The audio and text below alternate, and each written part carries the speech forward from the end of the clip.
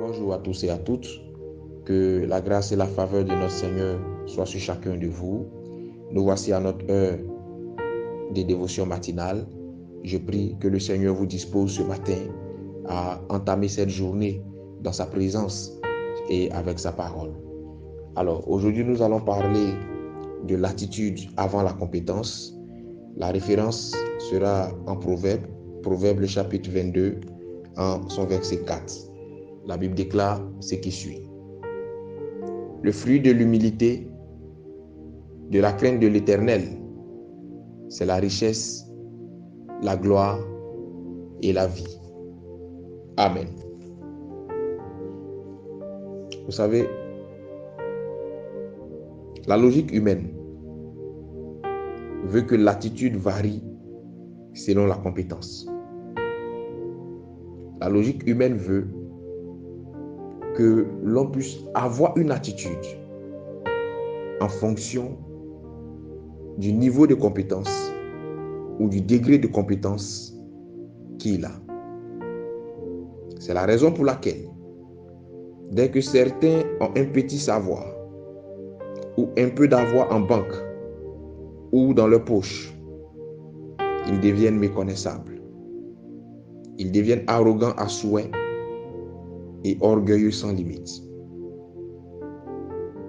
En revanche, la logique de Dieu veut que l'attitude positive et constante précède la compétence.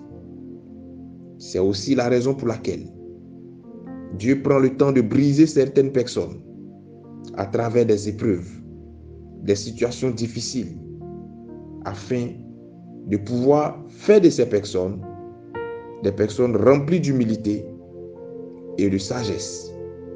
Il prend aussi la peine d'instruire d'autres à travers sa parole et les coups de la vie avant de pouvoir les élever.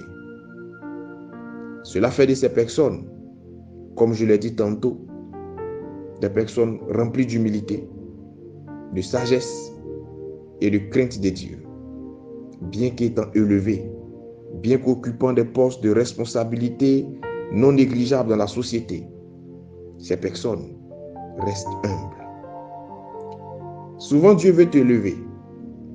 Parfois, Dieu veut t'accorder ce que ton cœur désire. Il lui arrive même de vouloir accéder à tes requêtes les plus folles en t'exaucant. Mais quand le Seigneur voit ton arrogance, quand le Seigneur voit ton attitude malencontreuse face à 500 000, face à 50 000, face à 10 000, permettez-moi le thème et permettez-moi de parler dans le français ivoirien, il tire frein à main pour éviter que tu aies plus que ça. Parfois, ce n'est pas le diable l'obstacle à ta bénédiction. Parfois, ce ne sont pas les sorciers le blocage à ton exaucement, mais c'est plutôt ton comportement caché, ton égoïsme voilé, ton ingratitude déguisée, ton arrogance masquée qui fait que Dieu, comme je l'ai dit tantôt, tire frein en main. Quand Dieu voit que tu te mets à rafler tout le quartier alors que tu es un simple vigile, il réfléchit pas 2 fois avant de te donner le concours de gendarmerie pour que tu deviennes gendarme. Je prie que Dieu nous donne l'humilité et que Dieu, dans la difficulté, mais surtout dans l'élévation, nous aide à avoir la bonne attitude. Je prie pour terminer que quelle que soit ta compétence, Dieu t'aide à demeurer humble et à rester attaché à sa parole, à sa crainte et à sa sagesse.